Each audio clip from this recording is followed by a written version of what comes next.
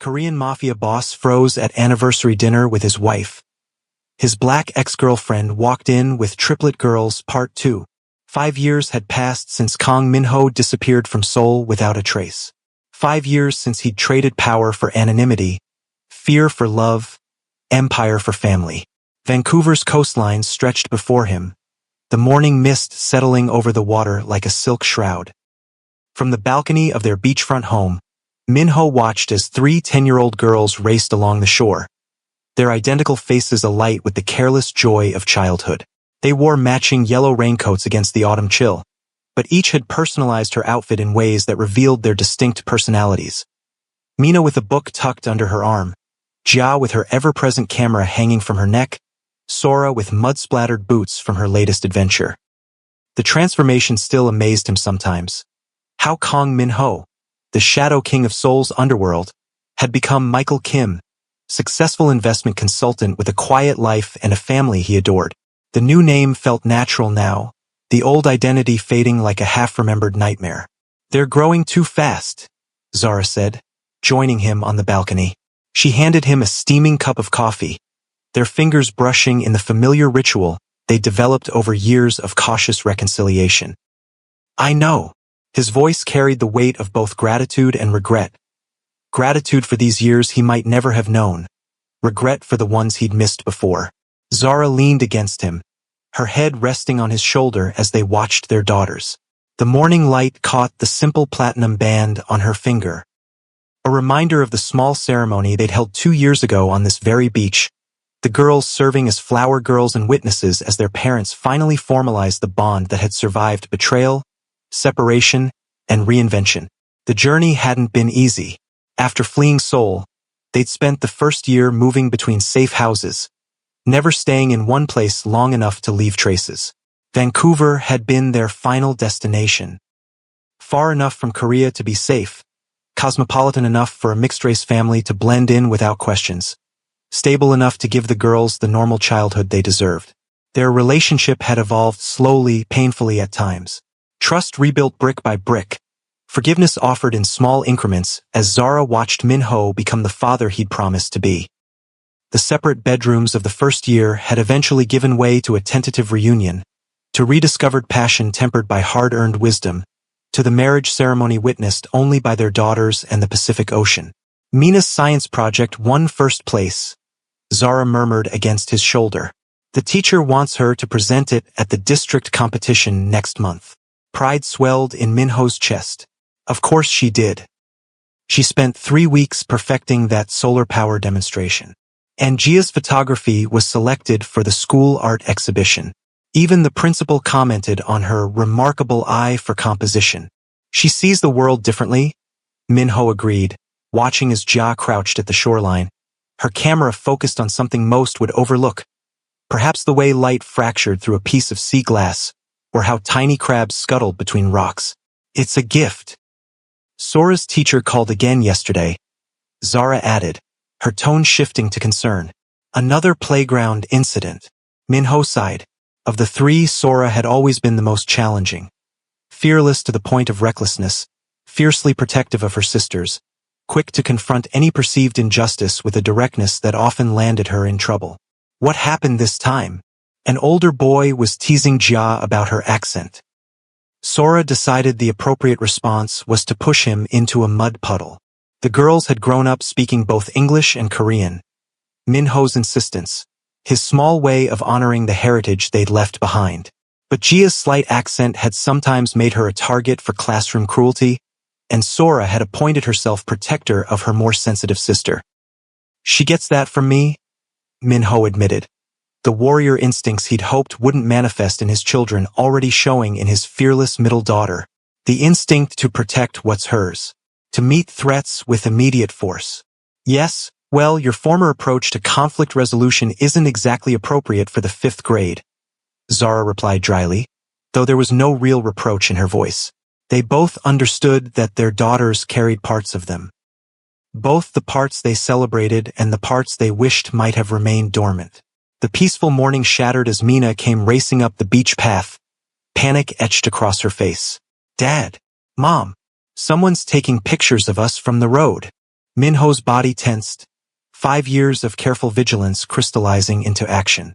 He scanned the road beyond their property, eyes narrowed against the sun. Nothing visible now, but Mina's observation skills were rarely wrong. What did they look like, sweetheart? His voice remained calm, betraying none of the alarm coursing through him. Asian man, black car, big camera with a long lens. Mina's description was precise, detailed.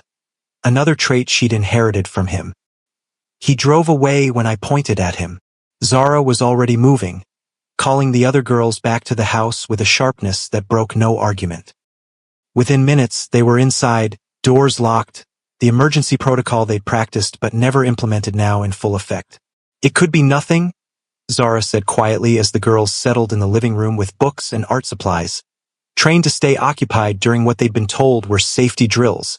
A tourist, a real estate photographer, but they both knew better. After 5 years of peace, of believing they'd escaped, of thinking the evidence Minho had left behind had been enough to ensure their safety, after 5 years of becoming a real family, the past had finally found them. I'll call Marcus. Minho moved to the office, closing the door behind him. Marcus had been his only connection to the old life, the only loose thread he'd allowed himself. His former second-in-command had become the head of what remained of the Kong organization. A more legitimate enterprise now, the criminal elements slowly excised as Marcus implemented the changes Minho had once dreamed of making himself. The phone rang 3 times before Marcus answered, his voice cautious. This is an unexpected call. We've been compromised. Minho skipped the pleasantries. Vancouver.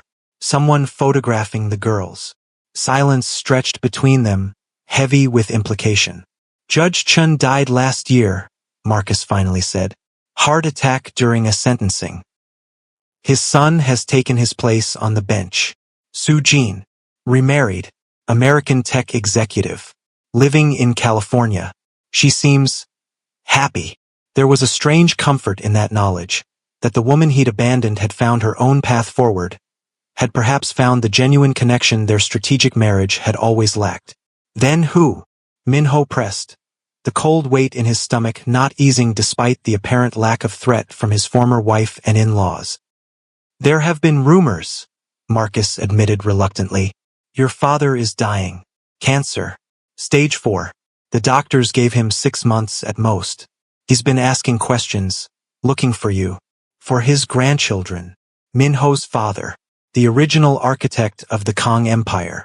The man who had taught him that power was the only currency that mattered, that family was business and business was everything. The man whose expectations had shaped Minho into the cold, calculating crime lord he'd once been. He has no right to them. The words came out sharper than intended. He's dying, Minho. He wants to meet them before he goes. So he can what? Corrupt them? Groom them to take over the family business? Turn them into what he turned me into? The anger he thought he'd left behind in Seoul roared back to life, scorching his careful facade of normalcy. I don't know what he wants, Marcus answered honestly. I just know he's looking. And if I could find you. The implication hung between them. If Marcus could track them down, others could too. The carefully constructed safety of their new life was an illusion, as fragile as the morning mist over the Vancouver coastline. We'll move again.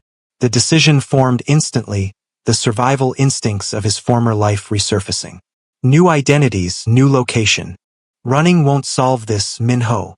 Marcus's voice softened. Not this time. He's dying. Whatever threat he posed is ending with him. You don't know that. But even as he spoke the words, Minho felt the familiar weight of family legacy pressing down on him. The ties that could never fully be severed. The blood that connected him to a man he'd spent a lifetime both emulating and resenting. There's something else you should know, Marcus continued. He's liquidating assets. Significant ones. Setting up trusts. Trusts. Minho's suspicion deepened. For what purpose? I don't have details. But my sources say the beneficiaries are 3 unnamed minors. Females. Born on the same date.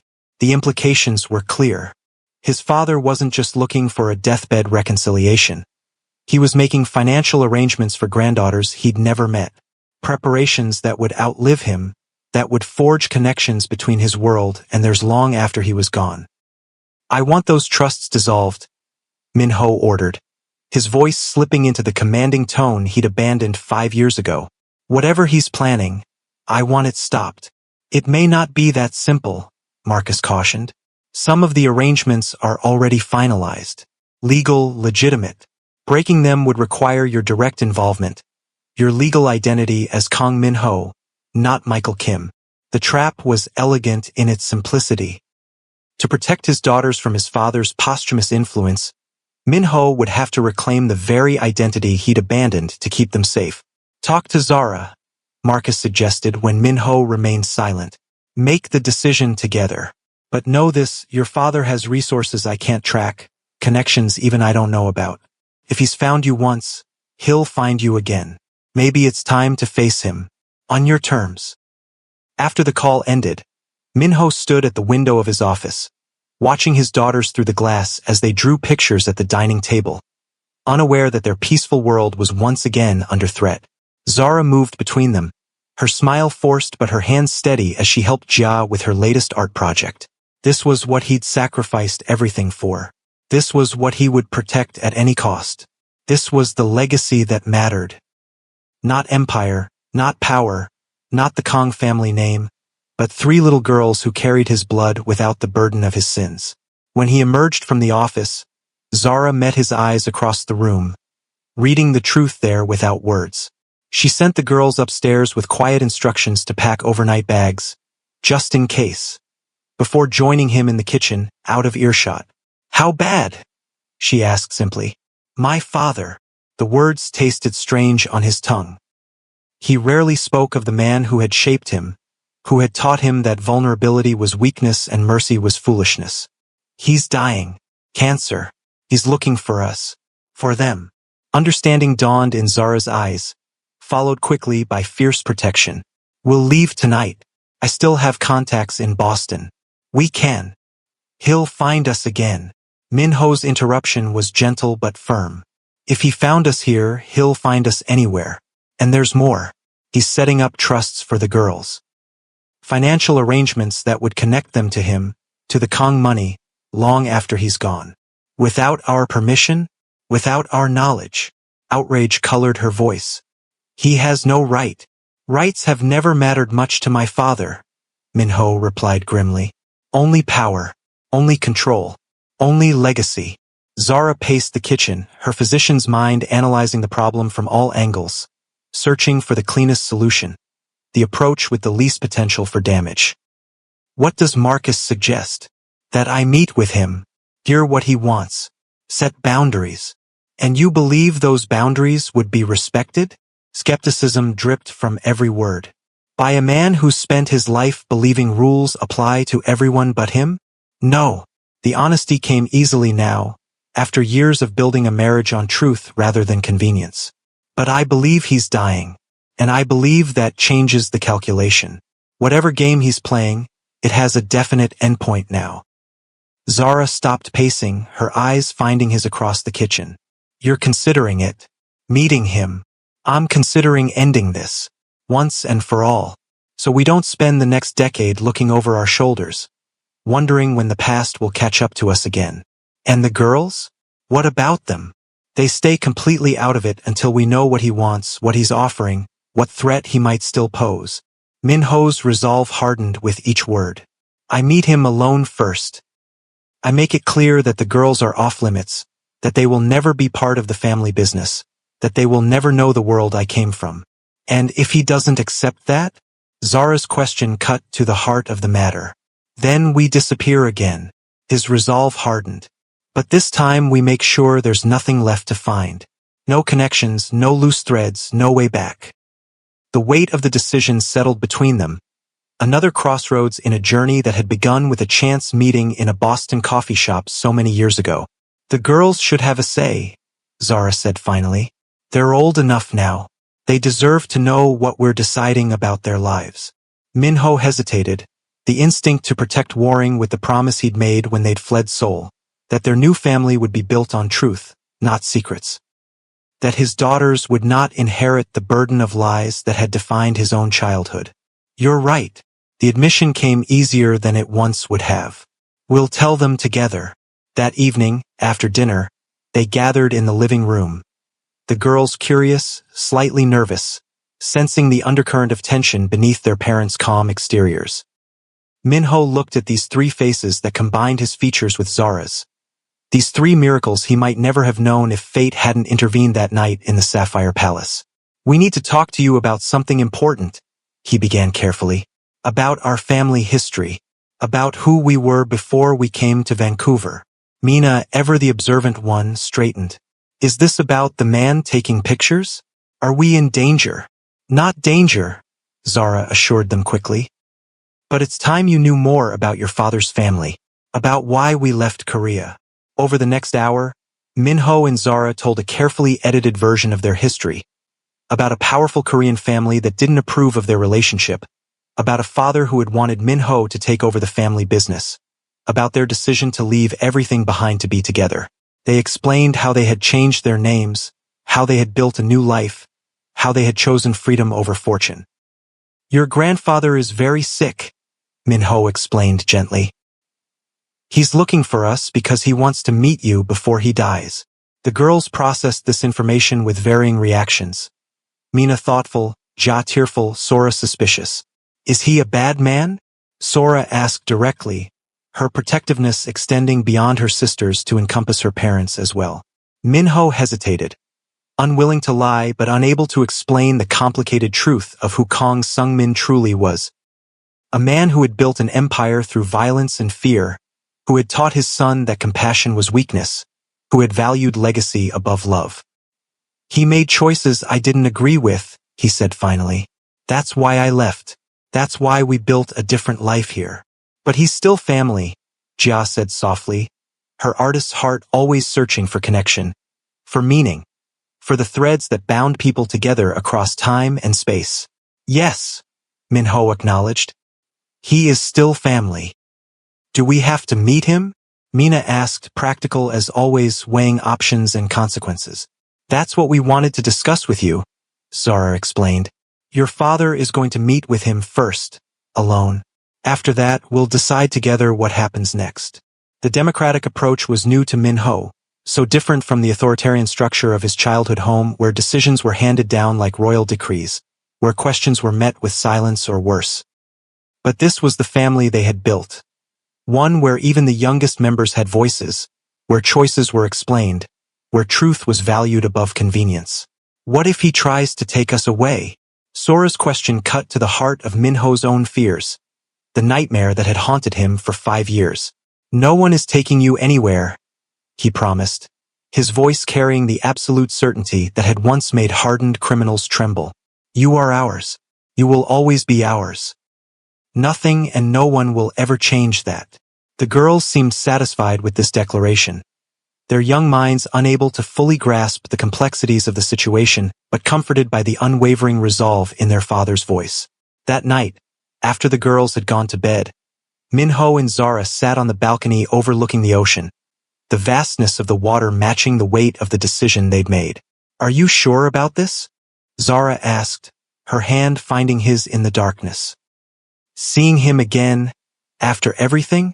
Minho considered the question, searching for the truth beneath the layers of fear and resentment and obligation. No, he admitted finally. But I'm sure about wanting this to end. About not spending the rest of our lives looking over our shoulders. About the girls knowing their history without being defined by it. And if he wants more than a meeting, if he's planning something, then I'll remind him that I was once his son. Minho's voice hardened. That everything I know about power and leverage and consequences, I learned from him. Zara's hand tightened around his, a silent acknowledgement of the darkness that still lived inside him, carefully contained but never fully exorcised.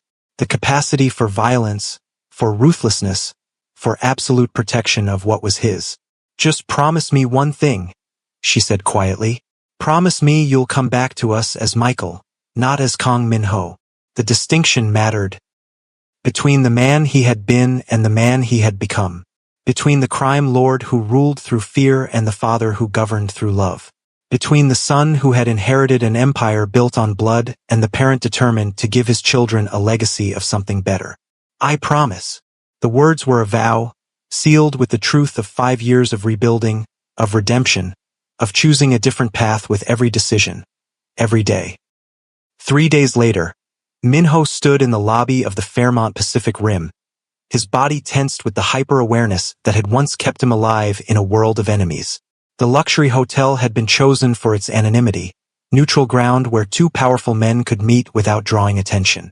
He'd come alone against Zara's objections, unwilling to risk anyone else being present for what might unfold. The girls believed he was on a business trip, a necessary fiction to protect them from the anxiety of waiting. When the elevator doors opened, Minho recognized his father instantly, despite the changes 5 years and illness had wrought. Kang Sung-min had once been a force of nature, tall, imposing, radiating the quiet menace that had built the Kang Empire from nothing. Now he moved with the assistance of a cane, his once broad shoulders diminished, his face gaunt from cancer treatments. But his eyes, those remained unchanged, cold, calculating, assessing, missing nothing. The eyes that had taught Minho to see the world as a series of opportunities and threats, advantages and weaknesses. 2 security men flanked him, their stiff posture and watchful gazes marking them as professionals. Minho noted their positioning, the subtle bulge of shoulder holsters, the way they scanned the lobby continuously, habits from his former life that had never fully disappeared. His father dismissed them with a sharp gesture as he approached, a private conversation between blood requiring no witnesses. Minho. The familiar voice was rougher now, weakened by illness but still carrying the authority that had shaped dynasties and destroyed rivals. Or do you prefer Michael now? The casual revelation that his father knew not just his location but his new identity sent a chill through Minho's veins. The old man's network remained as effective as ever, even as he approached death's door. Father. He kept his voice neutral, betraying none of the turmoil beneath the surface. You're looking well. A lie they both recognized. Kang Sung-min was dying, his once powerful body betraying him in ways that violence and enemies never could. Let's not waste time with pleasantries. His father gestured toward the hotel restaurant. I've reserved a private room. They walked in silence, the distance between them measured in more than footsteps. 5 years of absence, a lifetime of expectations, generations of legacy balanced against the fragile new life Minho had built from the ashes of his old one. The private dining room offered views of the harbor, the same ocean that stretched to Korea's shores thousands of miles away, a physical reminder of the distance Minho had put between himself and his birthright. As they sat across from each other, Minho studied the man who had shaped him, for better and worse, searching for signs of weakness, for clues to his true purpose. What he saw instead surprised him. Uncertainty. An emotion he'd never associated with Kang Sung-min. You have daughters. His father spoke first, the statement heavy with implication. 3 of them. Identical. Beautiful girls. Minho's hands clenched beneath the table, the only outward sign of the protective rage that flared at the casual mention of his children. Why are you here, father? What do you want? Is it so hard to believe that a dying man might want to meet his grandchildren before he goes? A hint of the old manipulation colored his voice. That he might want to make peace with his only son? Yes. Minho kept his response simple, direct. It is hard to believe. You taught me that sentimentality is weakness. That family is useful only as far as it serves the business. That legacy matters more than love. And look where those lessons led. His father's laugh turned into a cough, his body shaking with the effort. To this moment, 2 strangers with the same blood, sitting in a foreign country, negotiating like enemies. We've always negotiated like enemies. The truth slipped out before Minho could stop it. Years of resentment crystallized in a single sentence. His father didn't deny it. His silence and acknowledgement more honest than any words could have been. After a moment, he reached into his jacket pocket and withdrew a slim envelope, placing it on the table between them. Open it, he directed when Minho made no move to touch it. Cautiously, Minho complied, half expecting documents, threats, evidence. The currency of the world he'd left behind. Instead, he found photographs. Old, fading prints from his own childhood. Minho at 5, sitting on his grandfather's lap. At 7, standing proudly beside his father after winning a martial arts competition. At 10, serious-faced in his first tailored suit. Why are you showing me these? The question came out sharper than intended, defensive against the unexpected intrusion of memories he'd buried long ago. Because I thought I was doing right by you. His father's voice carried an unfamiliar emotion, regret, perhaps, or something close to it. I thought I was preparing you for the world as I understood it. A world where strength was the only protection, where power was the only security, where family legacy was the only immortality worth having. Minho stared at him, searching for the manipulation behind the apparent confession. And now? Has cancer suddenly changed your worldview? Cancer changes everything. The blunt statement hung between them. It strips away pretense, clarifies priorities. It reveals the emptiness of empire when faced with the certainty of its end. So this is about your mortality, not about me, not about my family. The accusation contained all the disappointment of a lifetime of conditional love. It's about both. His father leaned forward, the movement clearly causing him pain he refused to acknowledge. I'm dying, Minho. Whatever I built, whatever I thought mattered, it all ends with me. You made sure of that when you left. The implication was clear. The Kong Empire had diminished in Minho's absence. Marcus's attempts at legitimacy changing its nature if not its reach. The dynasty had faltered, the succession interrupted. I don't regret leaving. The declaration contained no apology, no concession. I know. His father's acceptance came as a surprise. I wouldn't respect you if you did. You made your choice and stood by it no matter the cost. In that, at least, you are truly my son. The comparison should have angered him, but Minho felt only a strange, distant sadness, for the relationship they might have had in another life, for the father who might have valued him for more than his usefulness to the family business, for the son who might have found a way to honor tradition without sacrificing his soul. What do you want from me? Minho asked again, cutting through the emotions to the practical heart of their meeting. Why track us down after all this time? I want to meet them. The simple request carried the weight of dynasty, of bloodline, of the tangled web of heritage that couldn't be escaped even by crossing oceans. My granddaughters. I want to see them once before I die. They know nothing of that world. Nothing of what the Kong name means in certain circles. Nothing of how that empire was built or maintained. Minho's eyes hardened. And they never will. I'm not asking to bring them into that world.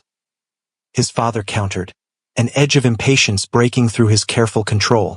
I'm asking for a single meeting, a chance to see my own blood, to give them something that is their birthright, whether you want it or not. They have no birthright in your world.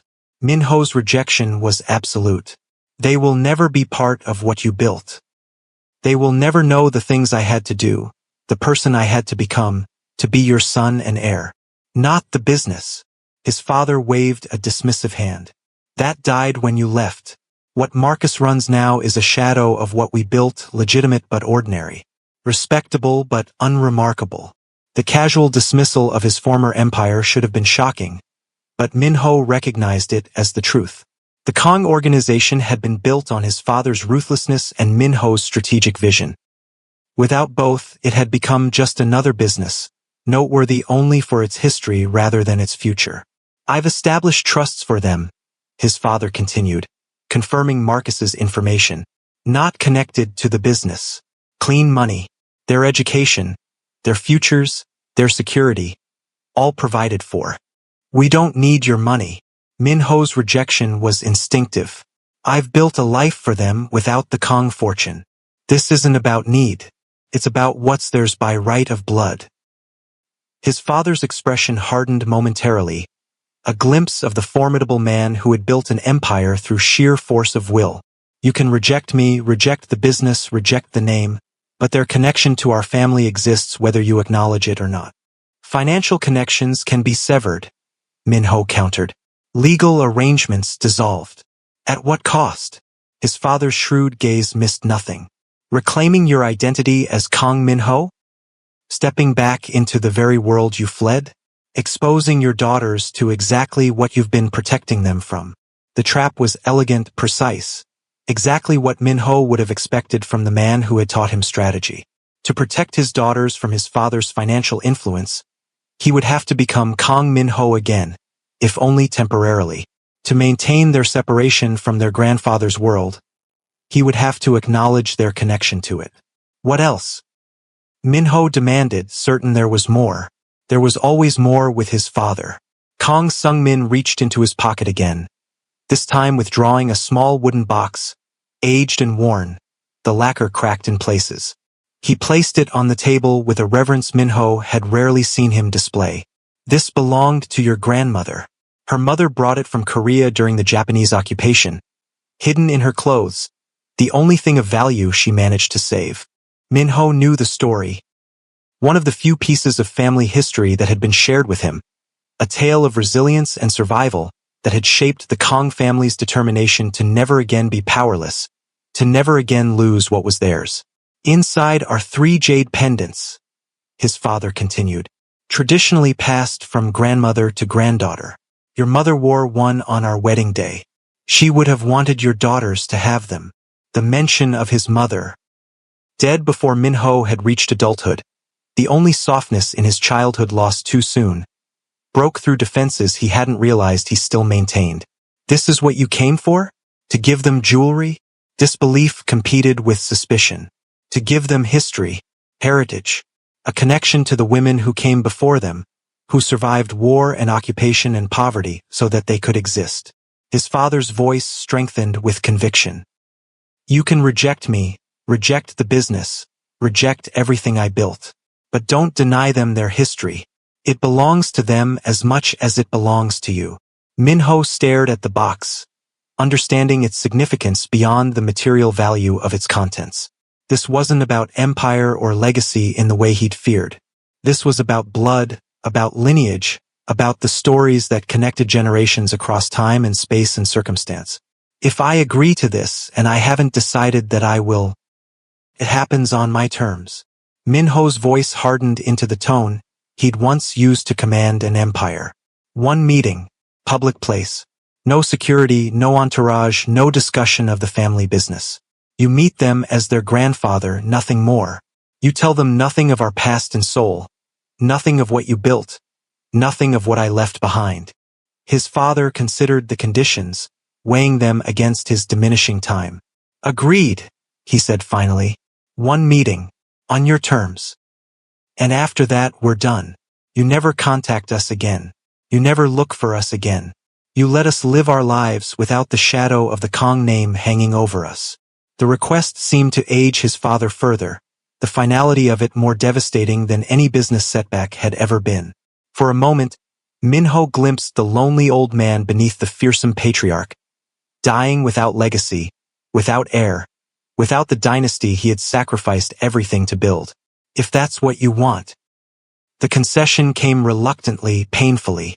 But know this, Minho, whatever sins you believe I committed in raising you, whatever damage you think I caused, it was never without love.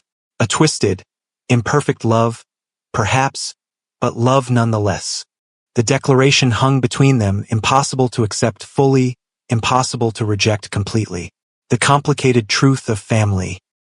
That love and harm often came from the same hands, that good intentions could lead to lasting damage, that blood connections remained even when all other bonds were severed. I'll talk to Zara, Minho said finally. The decision will be hers as much as mine. The girls will have a say as well. If they don't want to meet you, that's the end of it. His father nodded, accepting these terms with a dignity Minho had not expected. Fair enough. He pushed the wooden box across the table. Take this regardless of your decision. It belongs to them, to your mother's line. Minho hesitated, then took the box, its weight in his hand connecting him to generations of women he had never known, to a history that was his daughter's birthright regardless of his own choices. As they prepared to leave, His father paused, studying Minho with eyes that had lost none of their sharpness despite his declining health. "You look well," he said finally. "Fatherhood suits you better than empire ever did." The observation, so simple, so obvious, yet never acknowledged between them, struck Minho with unexpected force. "Yes," he agreed quietly. "It does." For a moment, something like understanding passed between them. Two men shaped by the same blood, but choosing different paths, recognizing in each other both the shadows of what had been and the possibilities of what might have been. Then the moment passed, and they were once again Kang Sung-min and the son who had rejected his legacy, separated by choices that could never be unmade and consequences that could never be undone. As Minho watched his father depart, leaning more heavily on his cane than he had on arrival, he felt the weight of history pressing down on him. Not just his own history, but the generations before him, the complex web of choices and circumstances that had led to this moment. The wooden box sat in his pocket, heavy with more than its physical presence. Inside were not just jade pendants but connections to a past his daughters had never known, to women whose blood ran in their veins, to a heritage that was theirs by birth if not by choice. Minho had fled Seoul to protect his family from his father's world. Now, 5 years later, he faced a different challenge. Protecting them not from danger but from the loss of their own history, from the erasure of the parts of their identity that, for better or worse, had shaped the father they knew and loved. The decision, when it came, surprised even Minho. After a long family discussion, honest, open, with all voices heard, they agreed to the meeting. Mina's curiosity about her heritage, Jia's natural empathy for a dying man, and even Sora's protective instinct, "I want to see what kind of man made Dad leave Korea," all pointed toward the same conclusion. They would meet Kang Sung-min once, together, on their terms. Stanley Park was chosen for its public setting and natural beauty, neutral ground that belonged to no one. Minho arrived first with Zara and the girls, selecting a quiet area near the rose garden where privacy was possible without isolation. When his father arrived, Minho felt the girls tense beside him, their identical faces showing different aspects of the same emotion, apprehension mixed with curiosity. Zara stood slightly behind them, her hand on Minho's shoulder, a silent reminder of the promise he'd made. To remain Michael, not to slip back into being Kang Minho, not to let the past consume the present they'd built together. "Girls," Minho said quietly as his father approached. "This is your grandfather, my father." Kang Sung-min had dressed simply for the occasion. No business suit, no symbols of the power he had wielded for decades. Just an elderly man in a sweater and slacks, leaning on a cane, his face lighting with an emotion Minho had rarely seen there. Wonder. "Hello," he said, his English careful but clear. "Thank you for agreeing to meet me." The girls, raised with manners that bridged cultures, bowed slightly, a gesture Minho had taught them as a connection to their Korean heritage. Mina, always the spokesperson, stepped forward first. "It's nice to meet you, grandfather," she said formally. "I'm Mina. These are my sisters, Jia and Sora." What followed was surreal in its normalcy. A conversation between an elderly man and 3 curious children, guided carefully by parents watchful for any signs of manipulation or inappropriate revelations. They talked of simple things, school, hobbies, favorite foods. The girls showed him their various interests, Mina's science journal, Jia's photography portfolio, Sora's collection of rocks gathered from beaches across the Pacific Northwest. Minho watched his father with the triplets, noting how differently he interacted with them than he ever had with Minho himself. There was a gentleness there, a patience, an interest in them as people rather than as extensions of legacy. Perhaps it was age or illness, or the knowledge that these relationships had no future beyond this single meeting. Or perhaps it was growth, the hard-won wisdom that came from losing everything he had once valued. When the moment came for gifts, Minho tensed, anticipating extravagance, bribery disguised as generosity. Instead, his father presented each girl with one of the jade pendants from the wooden box, identical pieces that had traveled through generations to reach them. "These belonged to your great-grandmother and her mother before her," he explained as the girls examined the smooth green stones with appropriate awe. They survived war and poverty and displacement.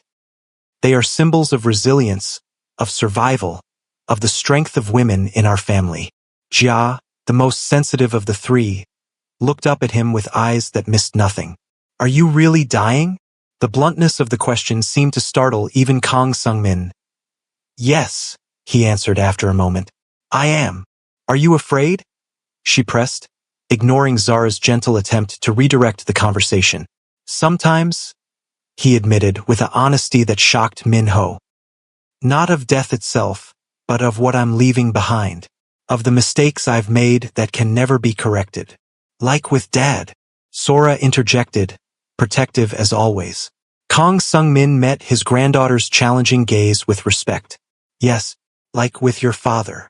The admission hung in the air between them all, acknowledgement of wrongs that could never be fully righted, of damage that could never be completely undone, of a relationship fractured beyond repair. I made many mistakes with your father, he continued, speaking to the girls but looking at Min-ho. I taught him the wrong lessons about what matters, about what makes a man successful, about what family should mean. Min-ho felt Zara's hand tighten on his shoulder, anchoring him as unexpected emotions threatened to surface. This was not the father he had known. The unyielding patriarch who measured worth by power, who viewed emotion as weakness, who had shaped his son into a weapon to extend his own reach. But he learned better lessons on his own, his father concluded. He became a better man than I taught him to be, a better father than I ever was. That's something to be proud of, even if I can't take credit for it. The afternoon continued with stories, carefully selected tales of Min-ho's childhood, of family history that predated the criminal empire, of the grandmother the girls had never known. Boundaries were respected. No mention of the business, the power, the violence that had defined the Kang legacy in Seoul. Just the connecting threads of family, of shared blood, of history that belonged to these three girls regardless of their father's choices. As the meeting drew to its agreed-upon end, Kang Sung-min stood with obvious effort, his body betraying the pain he refused to acknowledge. Thank you, he said simply, for this gift, for allowing me to meet you, for carrying our family forward in ways I never could. He bowed to them, not the slight, formal nod of greeting, but a deep bow of respect that cost him physically. Then he turned to Min-ho and Zara, his expression solemn. You've built something precious, he said quietly. Something worth more than everything I spent my life accumulating. Protect it. Cherish it. Don't make the mistakes I made. With those words, he departed as he had arrived, alone, a man facing the end of his journey with nothing but the knowledge that something of his blood would continue, even if nothing of his empire remained. The family watched him go, the girls subdued, processing the complexity of meeting a grandfather who would never be part of their lives beyond this single afternoon. Is he really never coming back? Jia asked, her artistic soul always sensitive to the finality of goodbyes. No, Min-ho answered gently. He's not. Because he's dying? Or because you don't want him to? Mina's question cut to the heart of the matter, as her questions often did. Both, Min-ho admitted. Some relationships can't be fixed. Some distances can't be bridged. But that doesn't mean we can't acknowledge the connections that exist anyway. That night, after the girls had gone to bed, their jade pendants carefully placed on bedside tables, Min-ho and Zara sat on their balcony, watching the moonlight dance across the water. You did well today, Zara said softly. Staying Michael, not becoming Kang Min-ho again. It was harder than I expected, he admitted. Seeing him like that, diminished mortal. Hearing him acknowledge his mistakes, even indirectly. Do you regret agreeing to the meeting? Min-ho considered the question carefully, as he had learned to do in their years together. No, he said finally. The girls deserved to know that part of themselves, even if they'll never fully understand what it means. And I needed to see him as he is now, not as the towering figure from my memory. And the trusts? The money? This had been the most difficult decision, whether to accept or reject the financial legacy his father had arranged. In the end, pragmatism had won over principle. The trusts would remain, but with conditions Min-ho had insisted upon. The funds would be accessible only for education, for creative pursuits, for charitable foundations the girls might establish as adults. Never for business ventures, never for power, never for the kind of empire their grandfather had built.